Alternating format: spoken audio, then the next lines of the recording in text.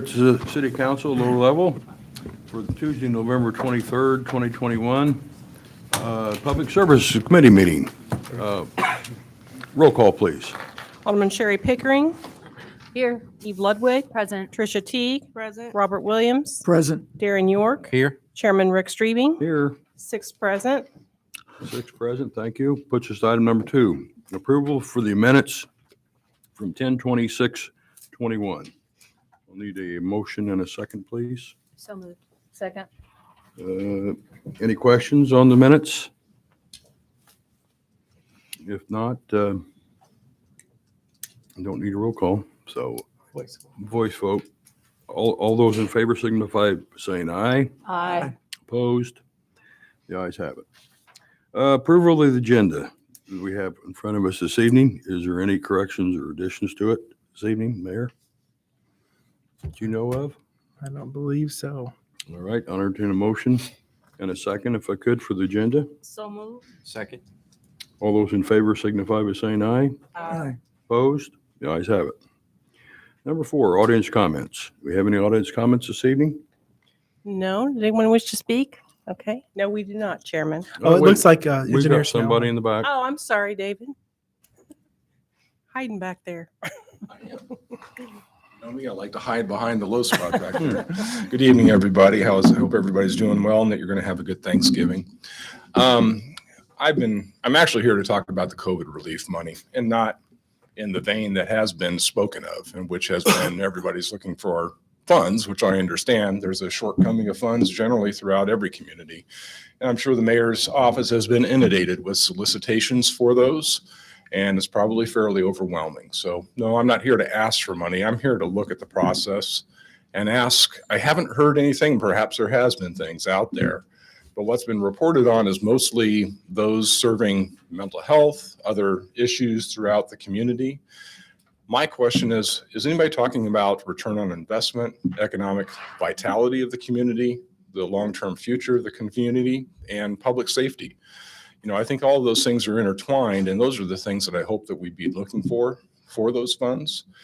And just a suggestion, I know in the past that city council has put together subcommittees, finance subcommittee, a fire public safety subcommittee to look at these types of issues where you're getting input from people in the community that maybe have past experiences, exposures, and previous leaders.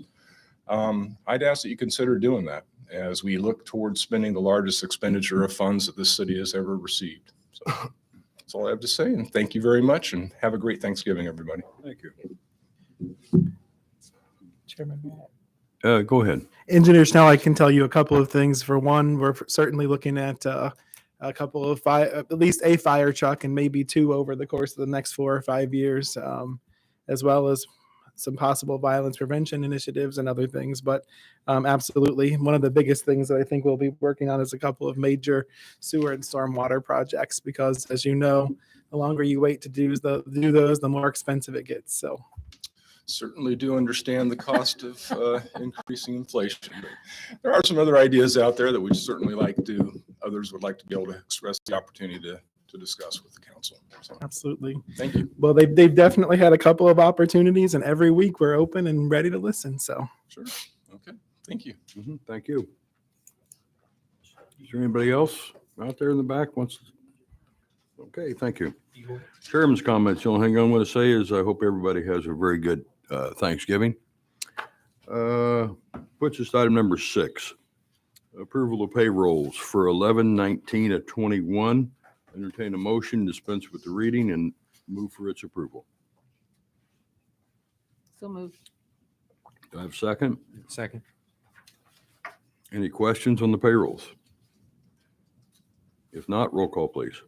Vice Chairman Pickering, Yes. Alderman Ludwig, Yes. Teague, Yes. Williams, yes, York, Yes. Streebing, Yes. 6 yes. 6 yes, thank you. Puts us to item number 7, approve vouchers payables for 11/23 of 21. I will entertain a motion to dispense with the reading and move for its approval. I need a first and a second, please. So moved. Second. Any questions on the vouchers payable for 11/23? I have one question. Yes. On page 4 or 5, there are 2 transactions for trees for Leaf a Legacy program and replacement trees. One was for 1,069 and the other one was for 1979. What is Leaf a Legacy program? the Lethal Legacy Program is where an individual or a group could sponsor a tree in memory of a loved one. Mhm. And so there's a form that they fill out and they pay a fee in order to do that. And then we plant the tree in one of our parks usually, or somewhere around the city of Danville So, in a mutual agreement. so all of these are so these funds are actually as a result of all of the donations that have been received, and then those trees planted as a result of that. Yes, ma'am. Yes. Any other questions? If not, roll call, please. Alderman Ludwig, Yes. Teague, Yes. Williams, Yes. York, Yes. Pickering, Yes. Streebing, Yes. 6 yes. 6 yes, thank you. Puts us to item number 8, city clerk's report. Lisa? Thank you, Chairman. The office has sent out semi-annual liquor license renewals, and we also have sent out the taxi cab business license renewal. And there might be more of my report when we talk about item 16A, the discussion of the new liquor class. Okay, thank you. Anybody have any questions for Lisa? All right, thank you. Any items from information other than number 16? No, Okay. thank you. Puts us to item number 9, Finance, Ashlyn Macy, Controller. Items of information. Where you at? Oh, there she is.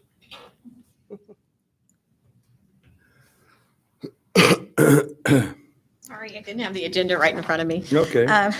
Good evening. Everybody should have had a report in their packet for the October 21 in cost for insurance, the workers' compensation claims, and liability claims submitted to me for the month. With workers' compensation, we did just have 2 claims that were submitted. One was more just a kind of a notification that they had an incident. There was no medical treatment required or any time lost with that one. But we did have one that did seek medical attention, and they have been off of work. We're hoping that they will be able to return back to work next month. So that's kind of our goal on that one. With the liability claims, we did unfortunately have several vandal claims, and then unfortunately one that we're going to see if we're not, if we might possibly be able to seek some help or assistance in paying for that from Aqua, Illinois. The water line break was kind of coincidental to when we had a line changed on the outside of the building. So it was just kind of coincidental that it all occurred within a 24-hour period. So we're going to seek to see if that's something that we can submit to their liability insurance. We are, the other 2 vandal claims, we are waiting to see what the total cost of those will be, because unfortunately we do have a $10,000 deductible for damage to buildings. So, but otherwise, for the other ones, we've either are repairing in-house. The damage to the police car was very minor. They were able to kind of buff it out, and where there was nothing to really build the person's insurance. We are in the midst of open enrollment. It's been a fun time. Tomorrow will be my last meeting. But everything is going well. The employees do seem to be very receptive of the new plan, and we're really encouraging to make sure they all get on to the open enrollment website that we started utilizing last year.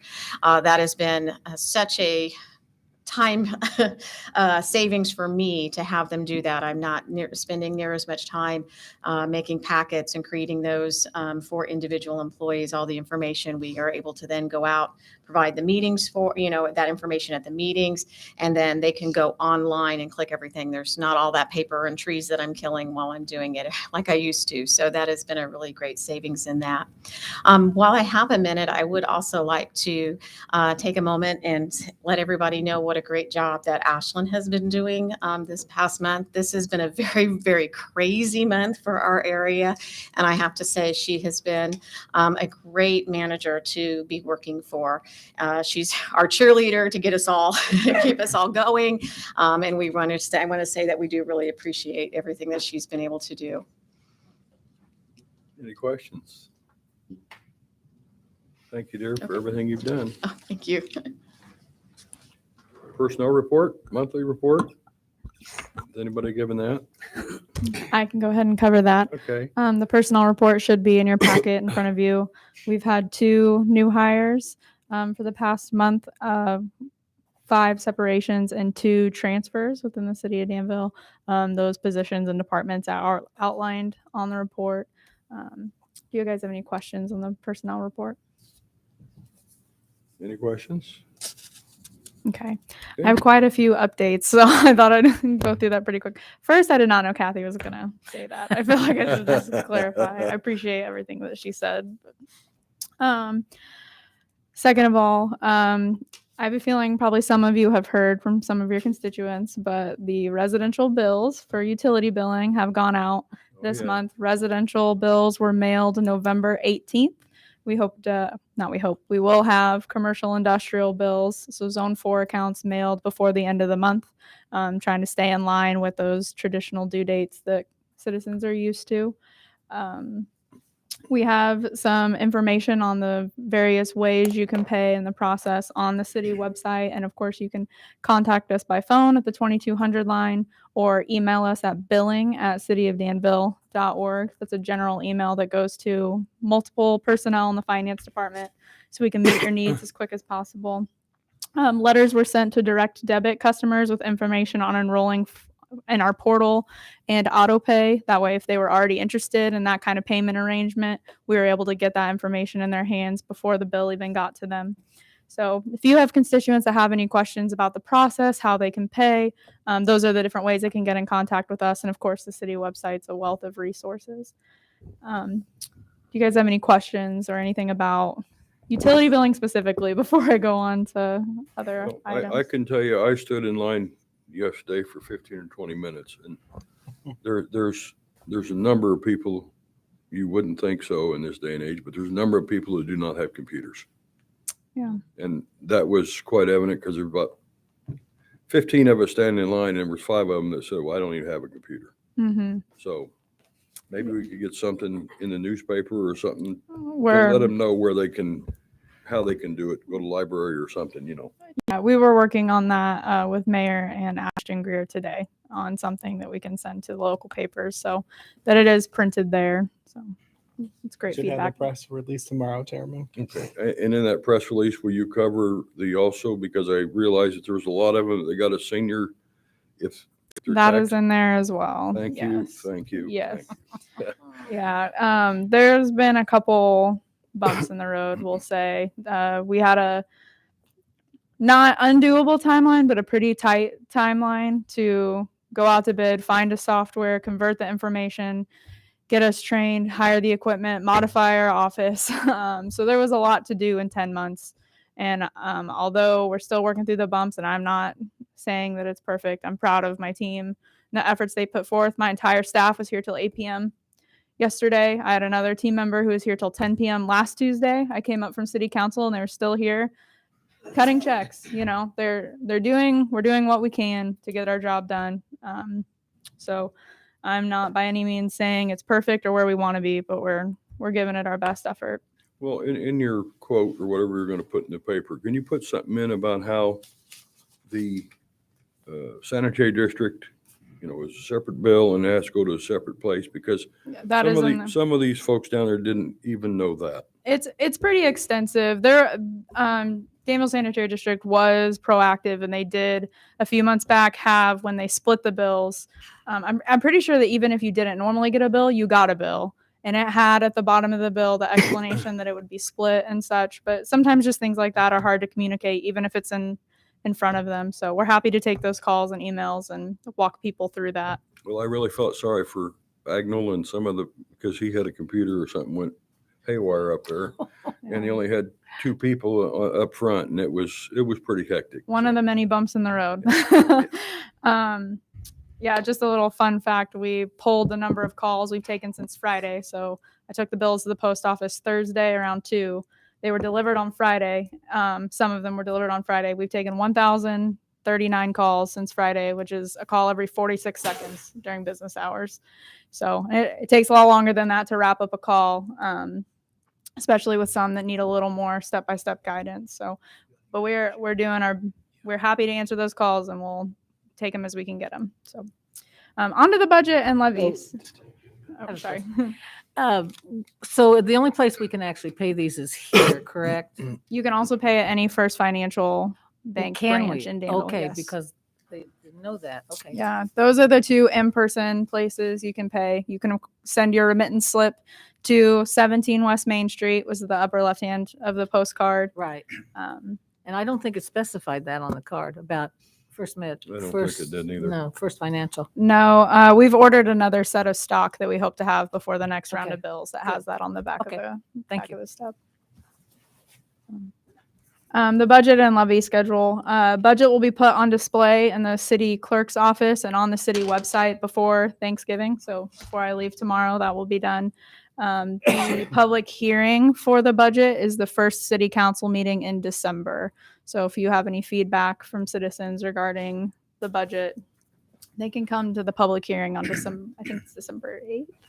I'd have to double check. 7th. 7th. So first city council meeting in December. So Is there any questions for Ashley?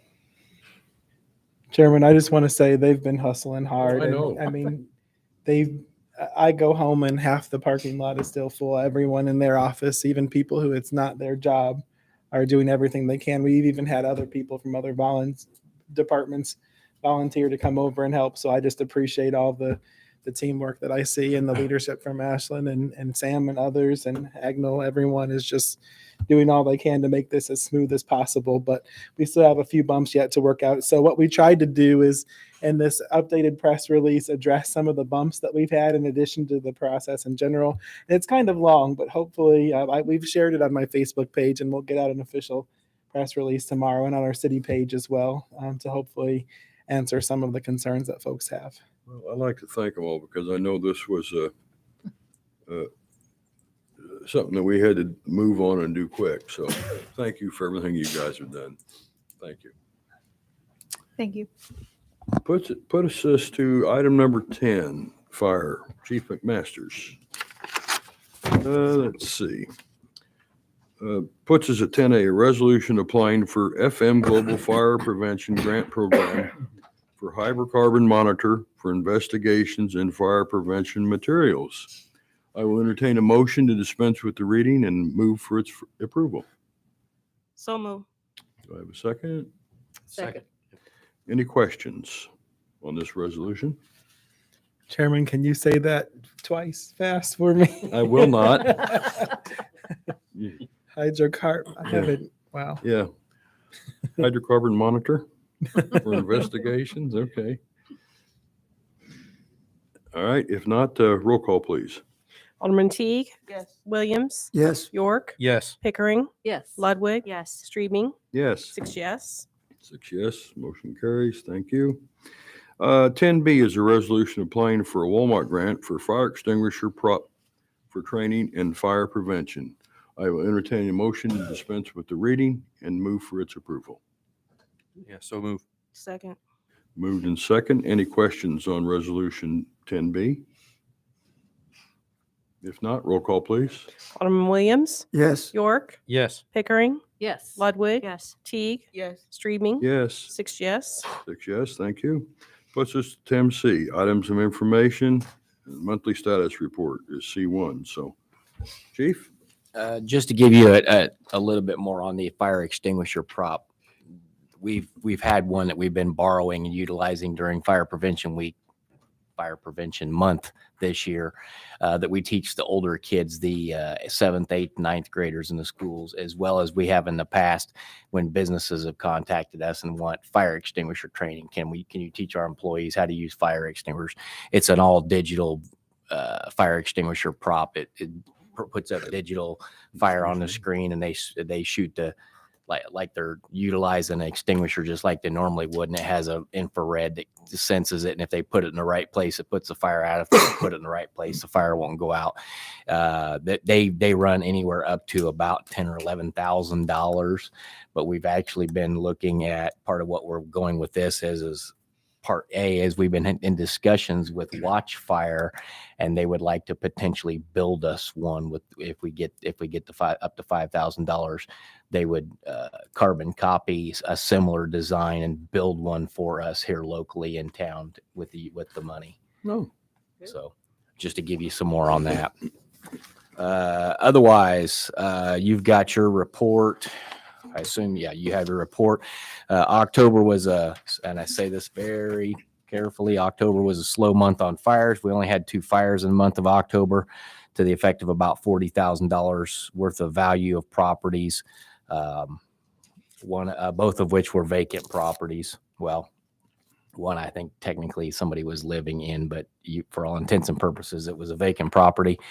About $40,000 worth of value, about $37,000 worth of loss on those 2 properties. I say this very carefully, but so far November's been a fairly slow month as well.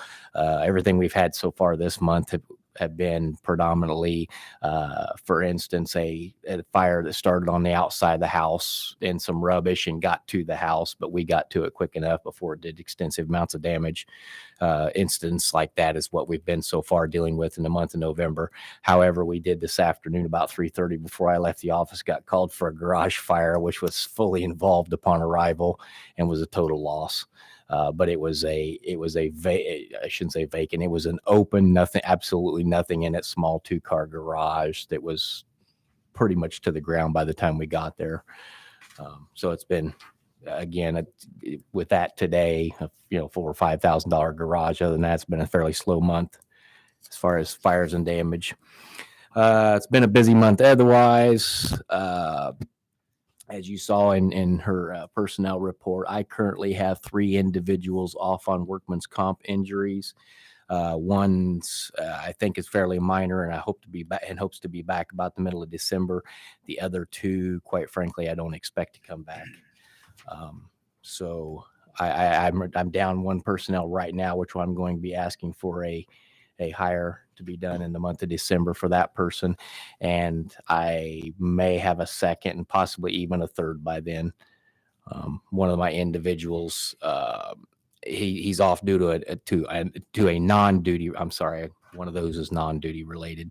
He's off on a non-duty related injury with a complete knee replacement. And he knows, due to his age and the conditions of his knee replacement, that he's likely not going to be capable of coming back to work. So he's actually been looking for other work and potentially going to retire.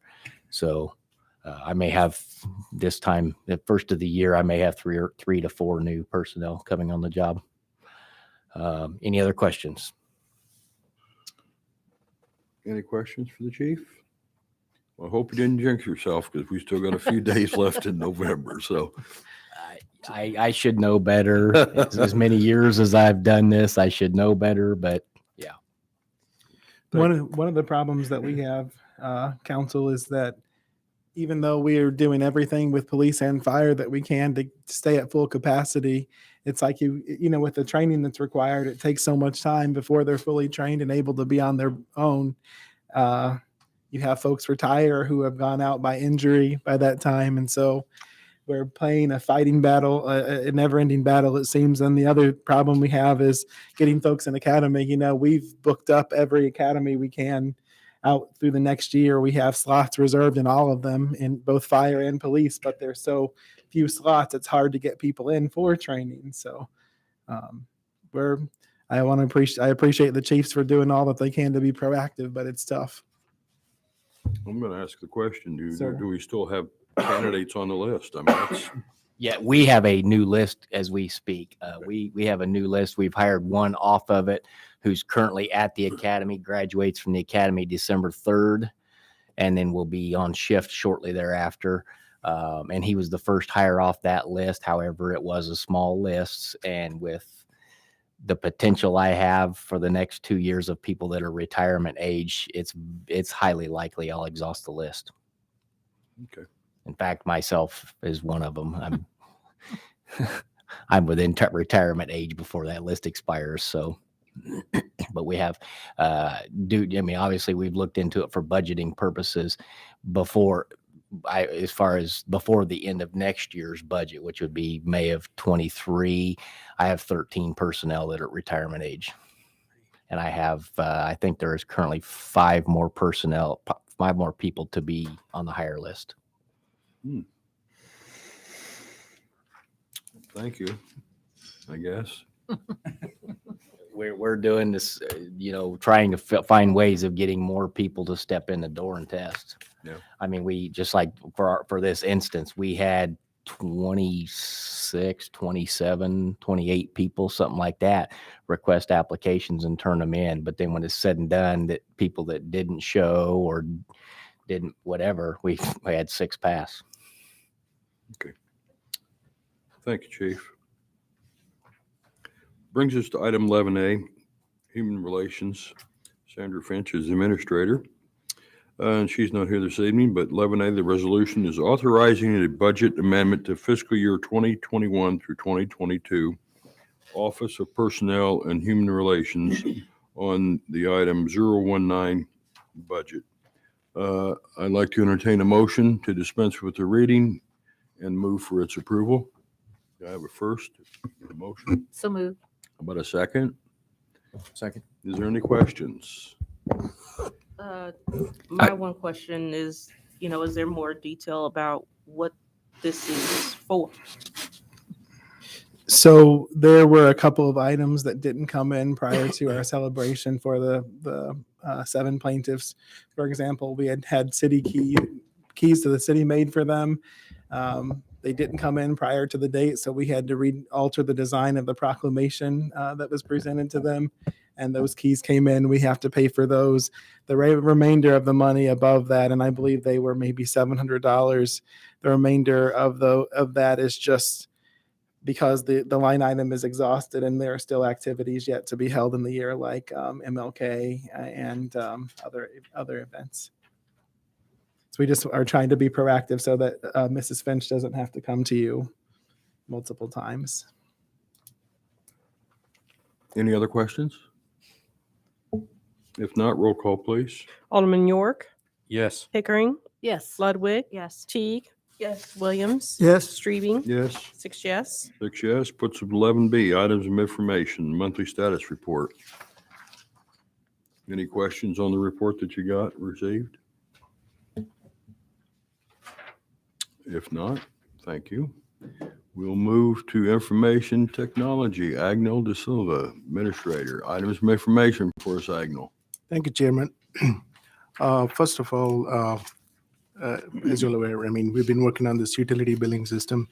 I have to tell you this, we have faced so many challenges in the last few months, and I want to tell Ashley and our team, I call them Fab 7.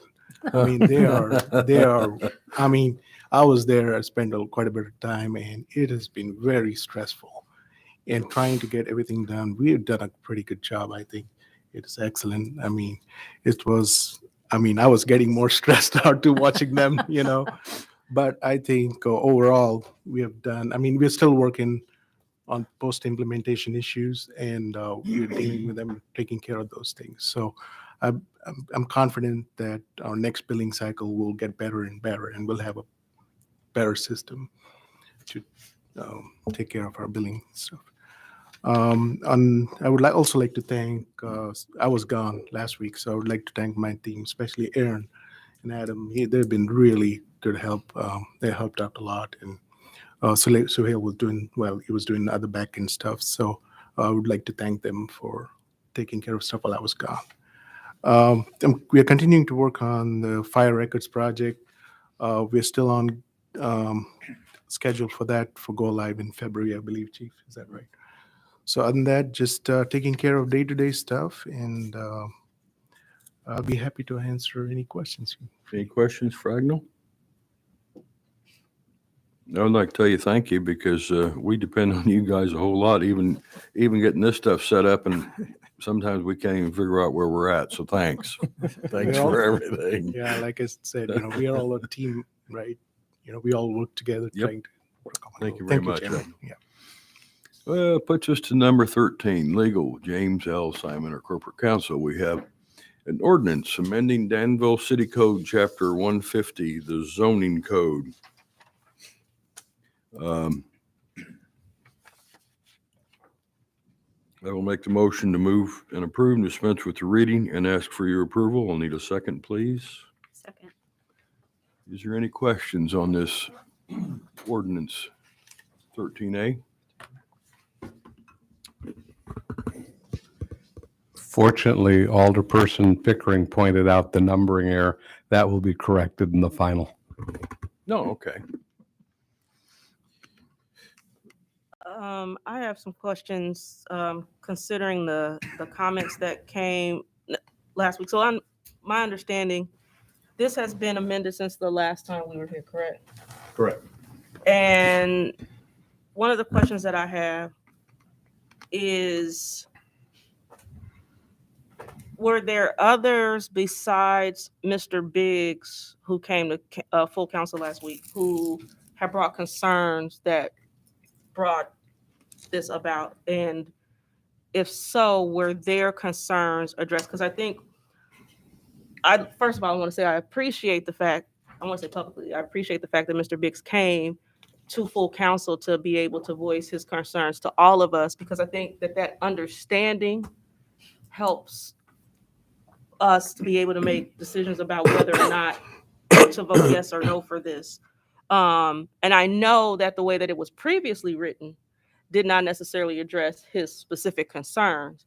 So I was wondering if there's anybody else who might have voiced concerns that, were added or included in this, in the way that it was written, because I know the things that he proposed is not how it was written, because it's kind of more encompassing, because I think he was kind of looking for, it was a very narrow focus for him. But it's kind of more broad in how it's being approached. So I was wondering if there's others that maybe we didn't know about. I obviously heard his comment at the last meeting, and of course, I heard your comments at the meeting before that. This was drafted to address your comments because you all gave me a directive to address it. And your primary comment was there seemed to be a consensus that you did not want any of these items parking on a driveway for various reasons. And that's why all references to parking on a driveway have been deleted. There are other ordinances in the city that talk about when something has a motor. Some people call it a motor home, for example. Some people call it an RV, that they have to be parked on a hard surface. Other vehicles can be parked on non-hard surfaces, like boats, unless they have inboard motors, I would imagine.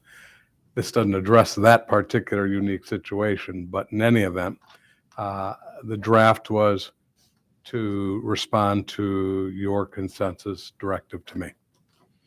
And the original draft of it, because obviously it got drafted and brought to us initially because of, and so this might not be a question for you, maybe it's for the mayor, I'm not sure. But the original draft, what was the reason for the original change? The reason for the original change was that Mr. Biggs and a number of other people came to us complaining that they couldn't park their vehicles in their driveway, and with the request to do so. So that's why we were trying to look for a way to be able to accommodate them. Alderman Teague, one thing that your question brings up to me, though, is I don't think that we still have addressed Mr. Biggs or any of the other concerns. Now, I have to say, I was surprised that there weren't other people here. I mean, I did receive maybe 2 other emails that were pretty vitriol, and then maybe one on a couple of comments on social media. But Mr. Biggs, I believe, is sincere in his desire to see something that could help everyone, including himself. I was a little concerned by his presentation. But my question is there any way that you all think we can strike a balance? I'm concerned if someone makes a major investment in a property such as a motorhome or a trailer. I mean, if you can't clean it or use it at your own house at all, I think that seems a little bit unreasonable. And year round, I think is probably wrong. I think that probably was too far. But I mean, would you all be willing? Mr. Biggs reached out to me afterwards. Mrs. Biggs did actually, and said, is there any way that we could have a compromise where it could be for 2 days, at a time, or 3 days at a time? That way they could, if they're going, for example, this weekend for Thanksgiving, that they could have it Wednesday and Thursday getting it loaded up, and then they've got to take it away, and then they get back next week and they want to clean it off, and they've got it there a day or two. I would think maybe at least a minimum a day. If there's a way that we could accommodate that, I think it might be a happy compromise where you're not impeding on anyone's view on their property value by having these trailers there forever, people, living out of them or things like that. But then also allowing families who use them to be able to use them appropriately and get prepared in their own property. I don't know, what thoughts you all have. If there's a compromise where we're not, I don't want to impede on it, I don't want to impede on the 29,000 for the 200, but I don't want to discount the 200 either. I would be in favor of some a compromise like that as well, like a 2 to 3 day period after utilizing a camper or something like that. Because I believe Mr. Biggs, he's an avid camper, and part of his issue was the inconsistent policing of campers and recreational vehicles. And I understand that it's just dependent upon the different wards where people live. And as he said in his comments, I'm aware that he has spoken with the code enforcement staff several times, and they're following the ordinance, and he doesn't have a problem with that. He was just asking, hey, can we alter this so that we can utilize our recreational vehicle? And because what he was facing was when after a weekend he would come home Monday morning, he would have a code violation, and he was like, I would come home Sunday night and I just need a day or two to address my camper, get it to where I can, store it. And he does consistently. And I've seen, he lives in my ward just a couple blocks away. So he is trying to follow the ordinance. But, and I think I've had comments from several other individuals that did not come to the meeting and comment, but similar situations with them.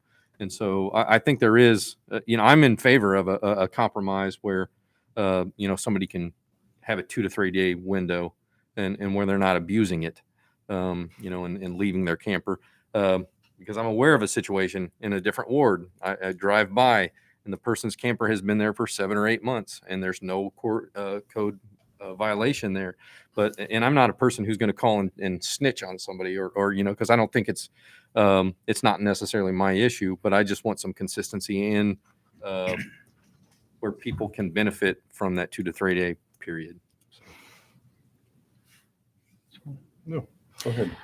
My problem is, how are you going to enforce 2 or 3 days because of your inspectors? They aren't there every day. They don't go by there every day. So how would you enforce that? And by the time you give them a letter to enforce it, they have 7 days to correct it, correct? I believe Violation? I believe they do currently. I mean, we could change it so that they don't, Well, and my thing is, what is the problem? Now, this is driveways in front of the house, not driveways that are beside the house or anything, correct? They're only driveways that are in front of the house that we're talking about. No, driveways. right now, the way it is drafted, and we kind of got into this discussion last time, but the way it's drafted now is no parking on the driveway, period. I had suggested, how about allowing parking on the driveway, but it cannot extend beyond the front of the house. Right. And that, no one just flat out shot it down. It just, the discussion went elsewhere. Now, the question I have though is, let's say you do 2 days before, 2 days after, you have an avid camper that goes out every Saturday and Sunday in the RV. That means it's there on Thursday, Friday, Saturday, Sunday, Monday, and Tuesday, and they have to remove it and park it somewhere else on Wednesday. I don't have a position in this, but what I want you all to do is, as you discuss this and consider it, think it through and run the numbers through to see what the impact is. My other question is, why can't they park it on the side of the house to clean it out? If they come home from camping and they can park it on the side of the house, why can't they park it on the side of the house to clean it out? I imagine it might have something to do with driving on the lawn. But it's supposed to be parked there anyway. I mean, I know in my neighborhood, for example, even though that owner moved out, there was an owner that had a RV at his house when I moved into the neighborhood, but he had paved an additional driveway specifically for the RV that was next to the house, separate and apart from his main driveway. Right. So, I mean, I can see both sides of the scenario, but I kind of agree with Alderman York in that, I know Mr. Biggs had said in his comments last week that he would be willing to pay, for a temporary sticker or something to be able to accommodate that. And I felt like that's a reasonable request. I just feel like, but I also feel like if we're looking at solving a specific problem, then I feel like we should focus on the specific problems and not necessarily make it so large that we're then creating potential scenarios that become cumbersome in general. So that's just my opinion. I didn't know any of this. I didn't know about Mr. Big's situation or any other specific situation prior to last week. So with his situation coming to mind, looking at this going, well, how can we accommodate this and still have the spirit of what it is that we're trying to prevent in that? And I don't know what the answer to that is, but I feel like we have to look for it. And then the other question that I have, and maybe this is because it's not specifically in driveways, but there is a section of this that says they could temporarily park in other required yards for up to 30 days with prior written approval of the zoning administrator. So does this address that situation or not? Like, that part is very unclear. Mr. Simon, did you want to? I would say it does on Alderman Teague, because 30 days, you have a month. So, let's say that they go to Carl approves, Director Carpenter approves it. That's only for the month of October. So then if he's taking his vehicle out in September, November, any other month, then it wouldn't apply to him. Unless he went back and asked for approval every single time. But I don't think you can have it for more than 30 days. It doesn't say that though. Oh. It's pretty open. It's open. And so when I read this, it says for up to 30 days with prior written approval. So if he has it. It says in any calendar year. So you can only have 30 days. Oh, so for up to 30 days in during any calendar year. Yes, ma'am. So you could technically add up to 30 days within a summer period. Mm-hmm. Because it's saying it's not consecutive. Is that what you're saying? Correct. Mm-hmm. That's what I was, yeah. Well, Mr. Simon? To answer the first question about parking a motorhome or an RV on the side of the house, there's another ordinance that requires that you can do that as long as it's on a hard surface. And Alderperson Teague kind of alluded to that when you talked about somebody having paved a surface and all. In terms of the 30 days, that would be at the discretion of Director Carpenter. And is he going to allow repeated 30 days or breaking up the 30 days for the summer so you can park it, Thursday, Friday, Saturday, Sunday, Monday, Tuesday, remove it on Wednesday? And you'll get a number of, a month or two out of that. That would be up to him. And granted, there's no metric in the ordinance that says what gives him specific guidance on that. And maybe we don't want to do that, because then he doesn't have the authority, or whoever he designates, the authority to exercise discretion, which may trigger the benefit and the immunities provided by the local government employee or local government and government employee toward Immunity Act. It's not an easy solution. And maybe a compromise might be, because I know some people were concerned about not being able to see around the vehicle. Others were concerned about, rolling dumpsters basically being parked and all.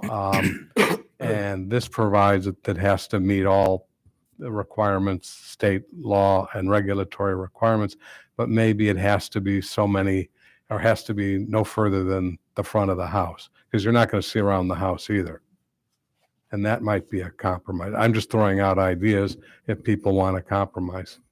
Well, I remember years ago, the one that Ms. Teague was talking about when it was up for Holiday Hills, because a lot of people out there at the time had boats. I think, and a lot of, Cole wants to speak to. okay, and there was a lot of them that decided, that's why we changed the ordinance a little bit for that, was for the concrete or rock for that. So I was just going to say section E3 in the draft ordinance appears to authorize people to park them on hardened surfaces if it's in the side or the rear lot, as long as it's not a corner lot and facing a street. So I think that piece that you're discussing is addressed in this. Right. So they could still park it there as long as it meets those criteria. I think out of a lot of this was, we found out you got one guy and he probably within 4 or 5 blocks of him, you had other people that got carriers and everything else in their yards and they weren't touched or looked at in any way, shape or form. But that's not true. Mrs. Wands actually did a request for information from Mr. Brown and found out there were multiple citations within a 2 or 3 block radius. Okay. So with that part of what was stated was incorrect. Okay. Yes. And again, my concern when it first come was because if they park in the driveway in front of the house, you're creating a safety hazard for children if they're playing. If a car's coming down the road, they're not going to see them. So to me, that is my biggest concern. I like this draft. I go along with this draft, but and I don't want them to park in the driveway in front of the house because I think it causes a safety hazard. My opinion. Chairman. Yes, go And ahead. I can Mr. speak specifically to your previous comment. You asked if somebody could park on the side of their home. I know I have Mr. Biggs as well as a neighbor that's in the same block. They don't have the ability to do that just because of the structure of the neighborhood. There's no space between homes and residences. And both of those individuals park on a hard driveway, a hard surface, and they're both avid campers, but they don't have the ability to, keep their campers there for, over 24 hours.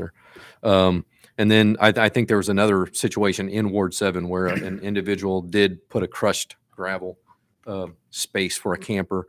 And because it was not a hard surface, then it became an issue. And I think I do have questions because I personally have observed, the way my ward is structured. The north side of a street is Ward 7. South side is Ward 6. And there were 3 campers in Ward 6 that I believe I would have to check, but I don't believe they received ordinance violations. And I think that just added fuel to the fire because there was inconsistency, and those campers were parked there for lengthy amounts of time. So, And they were parked in the driveway? yeah, and they were on hard surfaces, and they were there, and I observed this, so that's why I'm speaking to this, but I didn't check and see if there were ordinance violations issued to those individuals. So, Right. I don't know about those specific ones, Alderman York, but I remember, the assertion was made that, oh, no one else is being ticketed for this, especially in my neighborhood. And, Mrs. Wands, requested a list, and within 2 blocks, there were at least a few tickets that were issued. I don't know about those yeah, specifically. and I would have so. to check. Yeah. And I haven't received anything in my ward from anybody. And usually if somebody gets a citation, they're right on the phone with me. And I haven't heard anything. And I can tell you, I'm going to be one when I get ready to pull my boat out and I take it over to have it winterized, it sits out in front of the house for that evening. The next morning I'm gone. So. Well, one more concern I have is the violations, because we know our inspectors can't be there every day. Now, Mr. Biggs might follow. I mean, he might, if he had a violation, maybe the next day he'd get rid of it. But there's a lot of people that won't, and they'll sit out in their driveways. They get 7 days to correct the violation. And I mean, so to me, this is just a safety issue. Can I just throw in a question out there? Because Mr. Biggs did suggest, a sticker or a sticker to be on recreational vehicles that would allow individuals, during a determined amount of time, like between April and October, to utilize, so it's not like year round. But I don't know how that would work, or any thoughts concerning that. It would be good, but I think it'd be a nightmare. Okay, to enforce. Well, number one, I have 2 trailers that I can put wood or my golf carts or anything else on. Gotcha. And I don't store them in town. I don't store them at my rentals, and I got big lots. Then I have a boat, and I'm just one of probably 30 people out in the Heights that have got all these type of equipment and stuff. So it all adds up. Yeah. And it's really bad when you got a license fee last year for each one of them was $118. that had been 30 for many years. So they're already in the system for the state. And if you're looking to gouge somebody to get a few extra bucks, I think it's wrong. Yeah, and I that wouldn't be my intention, is to, you know, to get a few extra bucks, but just to try to figure out a mechanism to be able to allow people that are utilizing their recreational vehicles. And I don't know. I'm just trying to brainstorm. Yes, Alderman. I think my biggest concern is kind of along the lines of Ms. Pickering's. How can we say? Could you step up to the microphone, please? Hold on. We're gonna fix it. Because I know they're going to holler in a minute. My concern is kind of along the same lines as Alderman Pickering. How do we know if we say you have 3 days to park your vehicle in your driveway? Well, how do we know on what day they parked it initially? So it's going to be so hard to enforce it if we don't have an exact day of when they parked it to gauge those 3 or 4, 2 to 3, 4, whatever days. It's going to be a nightmare, is what it's going to be. I would love for everybody to be able to park their recreational vehicles, boats, trailers, what have you on their property, because it is their property. Yes. But I'm also concerned for safety as well. Everybody can't have everything all the time their way. So how do we come to a compromise? There is one. I don't know that there is one. I think Right. this, And I think myself personally, I think this come back too fast because they're not done with it. Right. So, Chief? One thing that, and I don't know if you guys want to consider this, but there's a lot of different things that we have to deal with that comes up with the exact same type of issues of how do you do this or how do you do that. When you talk about safety, the neighborhoods know who has the children and where the problem's at. And also whenever you take something to city court, it requires a witness in most complaints. So if there is somebody abusing something, have you considered using the type of, first, if there's a complaint, that person that's complaining acts as a witness in the complaint, and that would go to your city court.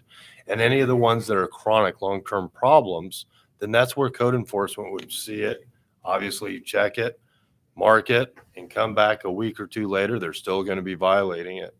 That way you understand where that goes. Now, that's not a standalone, but that could be one of your reporting methods, to where if a neighbor calls in and says, hey, this is a problem, I've got young children, and they're going back and forth, and they leave it there for a lot longer time, have them sign a complaint like an affidavit saying it's been there 4 days. You don't want to pit your neighbors against each other, but whenever there's someone that's abusing it, maybe they'll understand if it's definitely something that's bothering the neighborhood, and it's not the big bad city always coming after them. Just a thought. Do we have anything else on this? Anybody else? I just want to add, and this is somewhat in response to what Alderman Patel said, because we have other situations right now that are also date related, 2 of them being toters and cars. And I know, having reported a abandoned car in front of my house to Chief, he said, you know, the officers have 7 days before it can be towed. And so there's a mechanism in place. I'm assuming they tag it or something, or log it or something somewhere, to know the date we first saw it and then how many days have passed. So to answer that specific question, there is a mechanism that we already use that we could easily utilize here for this type of situation, if that is the direction that we want it to go. Now, I don't know if it is or if it's not, but I'm just saying, to that specific point, there is a mechanism for it. Well, and how that mechanism works, if you don't mind, we'll go out there and put a big round, we call it a meatball, police tow, 7 days, it'll be towed, and you can set the time. And it goes onto a database on the first shift command office. And whether they scrape the sticker off or not, that's not for us, that's for them. Either way, they can scrape it off. If that vehicle's still there at the time, those tags are given out to each of the area officers, and they go, if first tag still there, tow it. If not, they send it back to lieutenant saying it's been taken care of. If they find a vehicle still there, send me a record, they've left it, it's gone. Simple as that. So, It is a little bit different though on private property as well. And we have to Exactly. have. Right. you're right. Right. And what do we do for toters? Or I know we just brought that up recently about people leaving their toters out past a certain time or past a certain day or certain number of days. Is it just based on whatever the cycle is for garbage? Or are we keeping track of them or planning to keep track of them in some way? That's what we're working on, but we are planning to keep track of them. So is there any more questions on, let's don't talk garbage tonight? Whole nother issue. On amending this code, is there any more questions on it? I'll be voting no on it because I still think it come to us too fast. I don't think we've got enough thought in this. So that's why I'll be voting no this evening. So if no more questions, roll call, please. Alderman Pickering, Yes. Ludwig, I just have one more question. I'm sorry. If it ends up being a no vote and the majority vote no, then what happens to this? It then ends up back with council and then it comes back in a couple of months or a month? We are just advisory committee, so advisory. it goes to the full Full council council. without a recommendation. Yep. So everything just goes either with or without a recommendation. Yep. So it would go, if it's voted down, it would go without a recommendation from this committee. But there's no time that it will then be amended based on It'll be next our week. discussion? It's coming to city council next week still. Okay. Yes. No. Teague, No. Williams, No. York, No. Streebing, No, 1 yes. thank you. Any items from information from corporate counsel? We are proceeding, have taken the next steps about replacing the Excel software that our and Public Works inspectors used with Citizen Serve.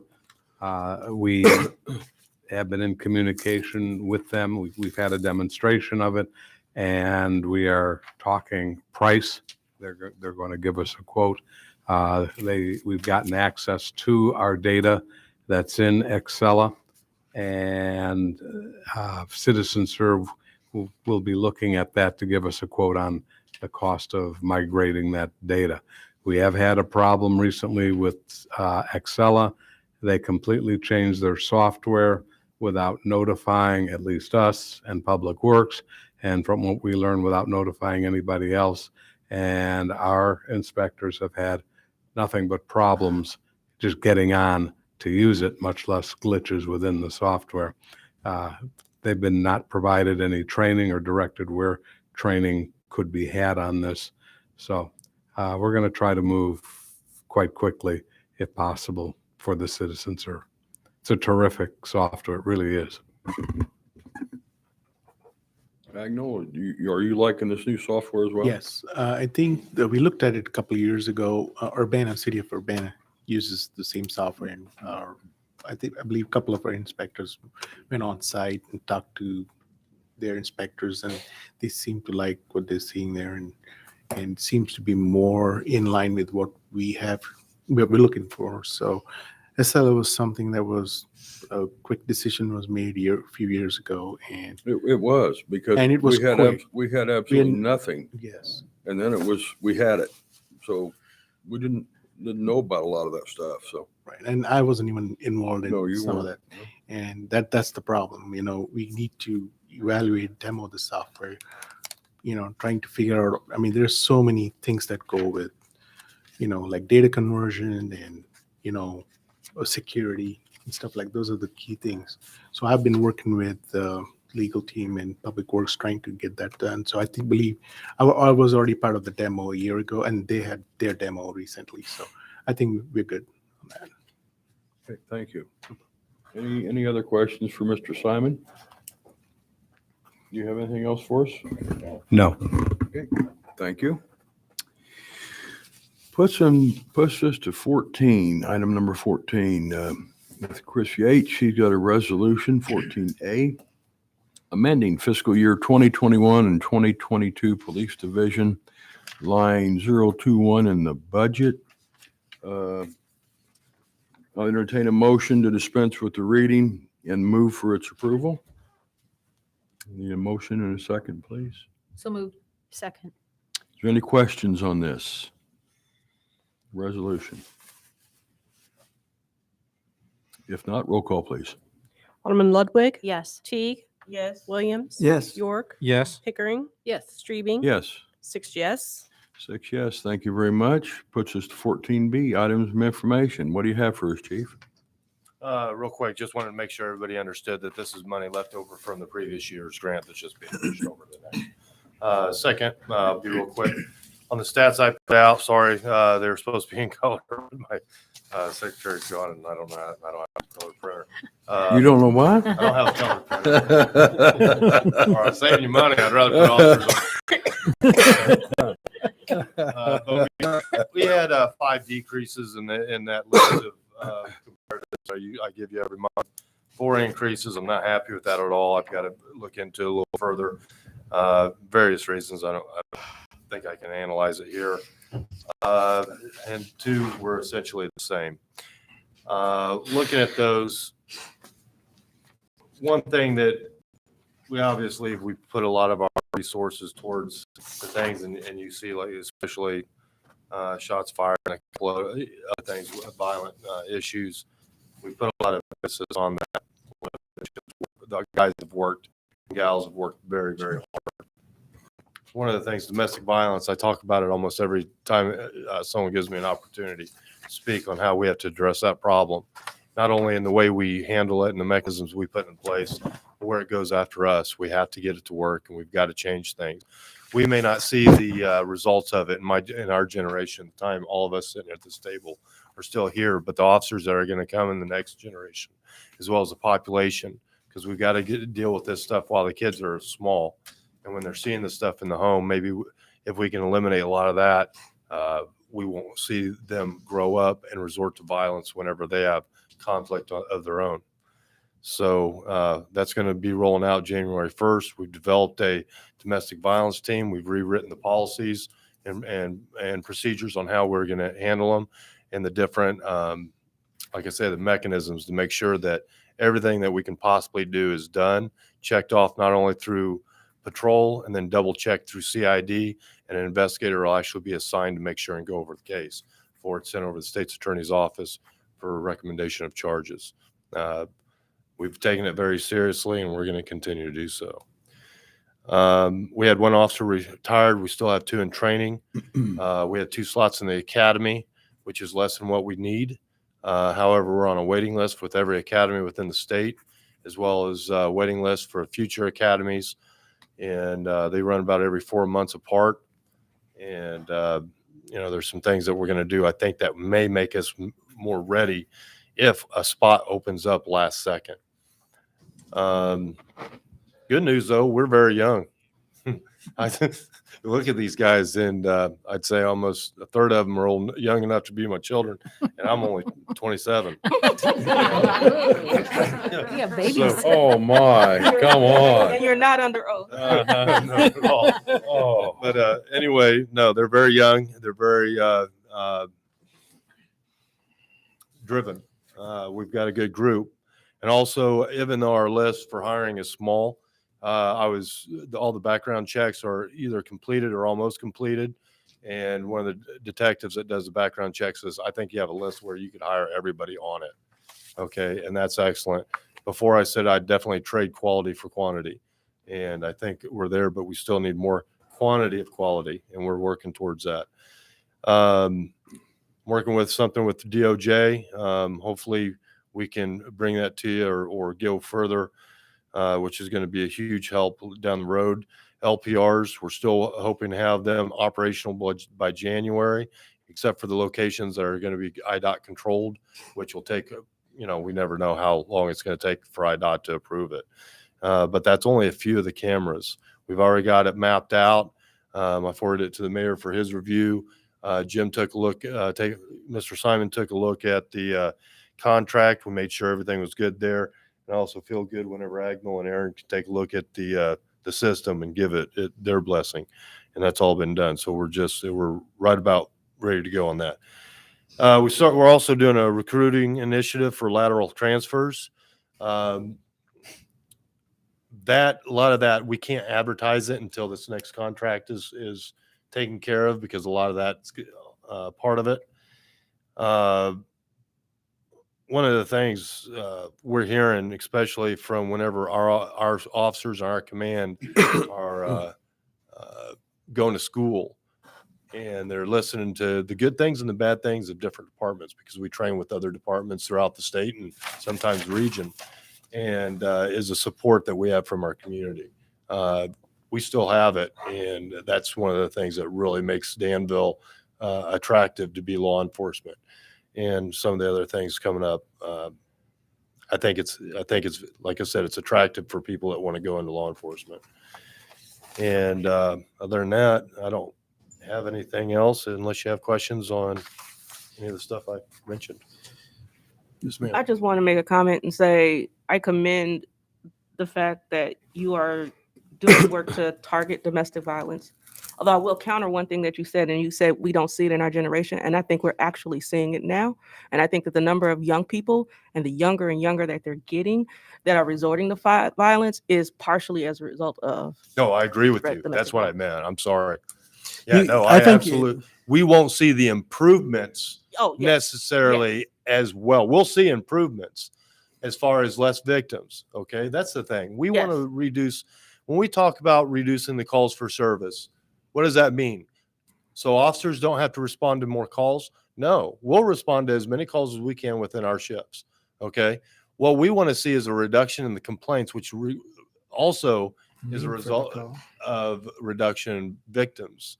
And that's what I care about. And we're going to do that. So we'll see those benefits. But as a community investment and what we'll see long term, it may take another generation before we see that. And one of the things in this initiative is that we're going to be getting in. I got a meeting, it got canceled this week due to some exposures. But we're bringing in, we're going to be talking with the people from, we've had multiple conversations, this Survivor Resource Center, the Women's Shelter, Cross Points. And I want to see them to see what we're doing and see if that, because they're the experts at it. Mhm. We're the experts at responding to the calls, but they're the experts at seeing the aftermath and the dynamics and understanding all the things. So we're running a lot of our stuff through them and making sure that we're all not just, okay, this gets activated here. No, I want to make sure that we have mechanisms in place that every time there's an incident, it gets reviewed and that mechanism is activated as soon as we clear the call. Okay. Or sooner. I'd love to see it, but unfortunately the resources aren't there. But like I said, we've always taken it seriously and we've always worked hard towards it, but we have to pick apart our work all the time and make sure that we're doing it to maximum efficiency and effectiveness. And that's what we're trying to do. We're trying to reduce the victims, and not just domestic violence. I mean, all of stuff. it. Yeah. I have a question. I know other cities have employed like social workers to help. Are we have any intentions? We're going to work with, social workers. That's what we're doing with this. However, we're taking that model. I don't know. I'm wondering what's going to happen when the first one gets murdered. Okay. Yeah, I did. Yeah. And a lot of that's starting in an area where I don't think I want to model anything from them, whether it be local government or law enforcement. Okay. Because I'm seeing the failures and the quality of life going down. Now, it would be a great idea, but you got to think just the manpower that those already strained resources would be required. Look at, the numbers: 169 reported domestic batteries in 1 month. That's going to require 3 schedules of 6 counselors to work 24 hours. 33 is a number that they'll need. Right. And how many do they have now? Right. 4? Yeah. Right. It's just not feasible. Right. And like I said, I think there's a lot of good thoughts, well-intended thoughts. Right. But I don't think they understand the unintended negative consequences that could happen and how it could affect it much more. And like I said, there's certain things and initiatives that are going on, and I don't think I want to model our department or our community after those people. Thank you. Appreciate your. Not to be rude. Any other, Alderman? Question on the number here on the domestic battery. Are these a lot of repeat offenders, or it seems, is anything we can do about that? I mean, as far as All we can, what we do is we have to make sure that what we do in our investigation is done absolutely to the best of our ability. And then we have to forward it to the next level in the judicial system to have it prosecuted. that probably takes a little while to do that, doesn't it? Well, I'll just leave that. We've got to focus on what we do and do it to the best of our ability. Okay. Any other questions for the chief? Chairman Knight. Okay, Mayor, go ahead. So we had some news, which is overall great, but a little bit confusing, that we just got. We hadn't put it on the agenda officially because we got it after the agenda notice, but we've got to work out some more details for you yet. But Chief, did you want to share? Yeah, I wanted to make sure we're ready. Okay. I was contacted by the Department of Justice, and we received the COPS grant. The COPS grant was given out to 9 communities in Illinois. We're the only downstate. All the other communities were in Chicago. The amount that we applied for a larger amount, and I shoot for the stars, but we received $750,000. Wow. Okay, what that has to go towards is 3 different initiatives. One is a special crimes unit, a 4-officer unit. The other one is a community liaison officer, and what that community liaison officer will do is whenever there's a problem. Like today, I received a chronic issue out at the Heights that we have to, we'll deal with.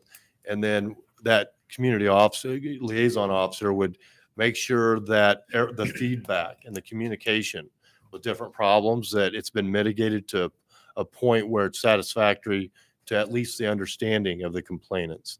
And it's just another tool of communication. The other one is going to be our domestic violence officer, and that would be the patrol officer that helps the other officers in their domestic violence reports in addition to our command staff, and also relays at the discretion of the patrol deputy chief as far as going further in the education part.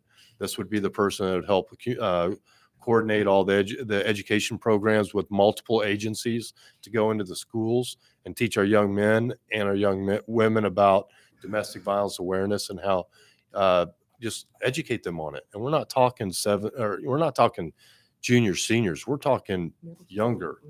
The kids that don't understand that, well, hey, that person's supposed to like that person, and they're dealing with conflict by beating the heck out of each other. Okay. We got to get people to understand when they're young, that's not appropriate behavior, and what they can do. Okay. We have to at least get their minds right to where they can see that that's not an acceptable behavior. So that's one of them. But we are so close. We are at, I was talking to one of my deputy chiefs today. And I don't need to convince you. I think you guys can hear and see different things going on. But we are at such a close juncture of getting where we need to be, as far as now it's keep doing what we're doing and keep doing it harder and better. Okay. This is it. Clarification on the 4-officer unit, like you said, was a special unit for. Yeah, what this would be a special crimes unit. It's going to focus primarily, and if we can do this, it's going to focus primarily on violence and drugs and the people involved with both the violence and the drugs. The pop unit hits that stuff, but it hits it at a more of a, we see it, we're dealing with it, and it's not as time consumed. These guys will be able to actually investigate, do the research, follow up, continue on it, and they'll have more resources. They'll be teamed up, and they'll be able to access the pop unit, community housing unit. They'll gather intelligence and information from the community, as well as patrol officers, other agencies. They'll be working with U.S. Marshals, alcohol, tobacco, and firearms, as well as VMEG and whoever we can pull together. But those are groups that are already committed. Some of the issues, Alderman York, that we have, we need to make sure that we're able to fully to investigate them with the intensity and scrutiny that we need. Sometimes when things go across the way, we can arrest until we're blue in the face, but without prosecution and appropriate prosecution, we could arrest every bad person in Danville and nothing would ever be done.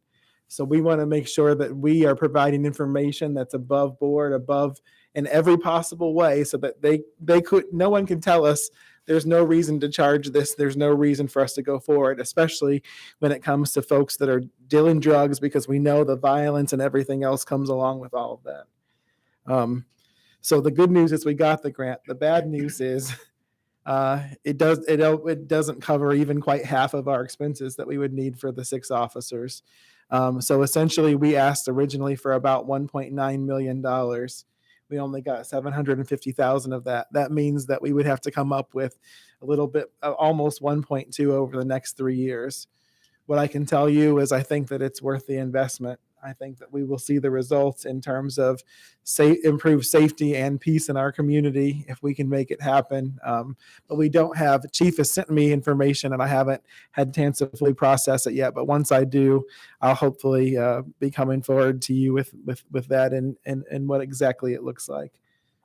But I think it's good for our community. And I also appreciate the fact that we were recognized. The only one out, I think we were the only agency outside of Cook County to receive this. And, from what I hear, they've got their eye on Danville and how things are improving and changing. So I'm proud of that. Any other questions for Chief Yates? Thank you, Chief, for everything. Thank you. Sorry it went so long. That's all right. It was going to be a quick hit. Hey, that grant's a good one. That's nice. Puts us to item number 15, closed session. Don't have anything here that says we have to go into it. I'm kind of glad of that, but we'll move to item 16, item information. And A is a discussion on new liquor class for alcohol delivery service. Did you want me to take the lead, or Well, did sure. She's Well, the most efficient, takes care of everything person I know. So I probably will have to say almost. We've had someone contact us who would like to deliver liquor.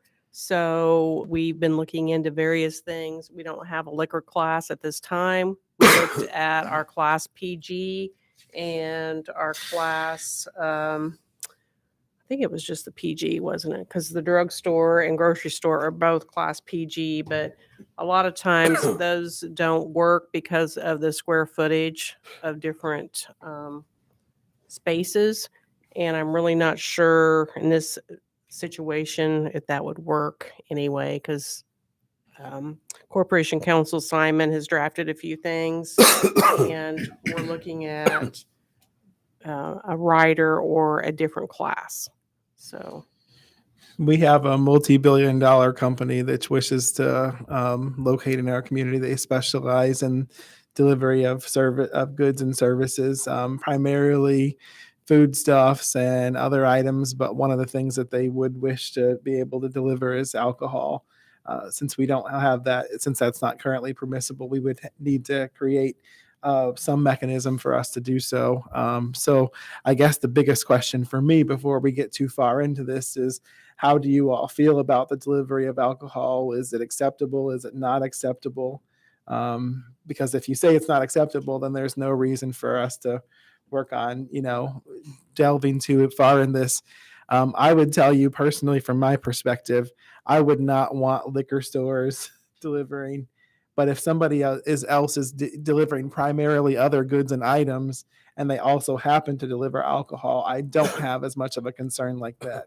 For example, in other municipalities, if you order from Meyer, they can deliver your wine to you with your Meyer order too. But one of our employees tried to get all the Instacart, and they had, maybe a bottle of wine or something in it, and it said, nope, you can't do that because it's not allowed in your municipality. So, Well, I would say go back because and this is going way back, but when National Liquors was on Main Street, they used to deliver beer all over town. They did. Was it legal? Was it bootleg? I mean, it had to have been because it was on Main Drag. I'm telling you what, and I know it because I tried to help my aunt out one time and found out that she was getting about 10 cases of beer delivered a week from National. Yeah. I thought I was helping her out with a couple cases. So it's there somewhere if you go back and look. There has been somewhere we've allowed it in the city. But it may have also been before we had liquor classifications too. Yeah, that might be, but I don't think it'd be a bad thing for somebody if that's not primarily what they're going to do. If they're going to deliver food items and other things, I don't see a problem with it. I don't think any of your other businesses are going to suffer from it. And this particular business would also get a retailer off-premise license from the state. Okay. And their inventory would come from licensed Illinois distributors. Okay. Well, I don't have a problem with it, so. I guess my question is, so they would also deliver food along with the alcohol. It's just not alcohol.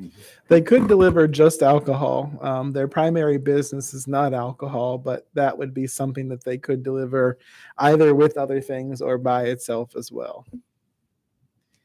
Chairman Simon, or sorry. This Council. organization has been operating in the, if it's the one that we Yes. talked about, has been operating in the Champaign-Urbana area for a couple of years.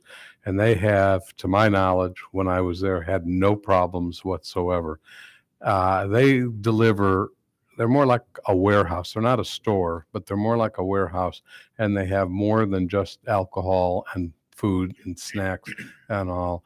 If you need a So baby vitamins. product at some point and the store is not available, they'll deliver that. Other household products. So it's, it started out with snacks on college campuses and grew to alcohol, and then it's grown much more than that. And they've got a number of locations throughout the country. It's a well-run this particular one's a well-run organization. Anybody else have any comments? Guess not. Is this something that you would like us to work on further? Or should we? I don't have a problem with that. Yeah, it'd be worth looking into to me, just to see. Absolutely. Yes. Can this company have some kind of presentation online or write us something that give us a little bit idea of how it really works?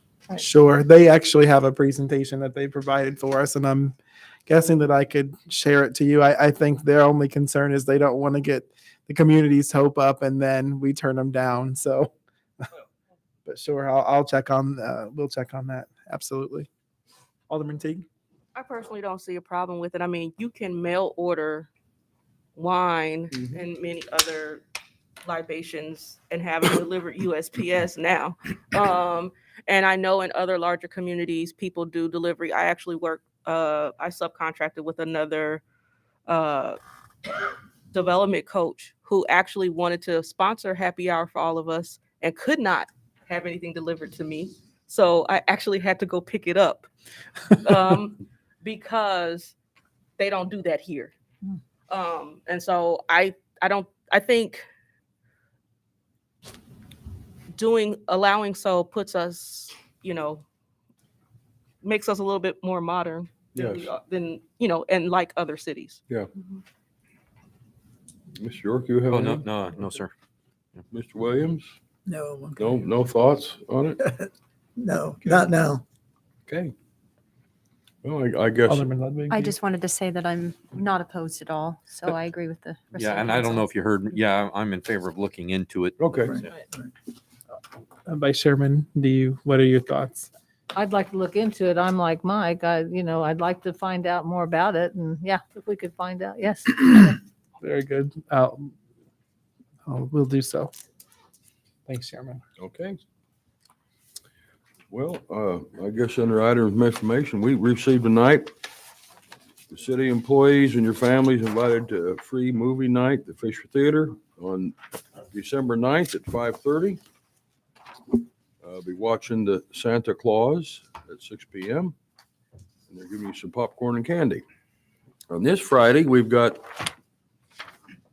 City of Danville Light Ceremony, downtown Danville at 5:30. Enjoy hot cocoa and caroling afterwards at the Kresge Park. So that's all I've got. Does anybody else have anything? Items of information? If none, Mayor, do you have anything? No, sir. Okay. If none, I'll need a motion and a second for adjournment. So move. Have a second? All in favor signify by saying aye. Aye. Opposed? The ayes have it. Thank you. Thanks, everyone. Do you know where these books come from? We had the pastor here last week and he left them in. Okay. And you weren't here? They came from Pastor Randy Excited, my kids are home. at the Rock Church.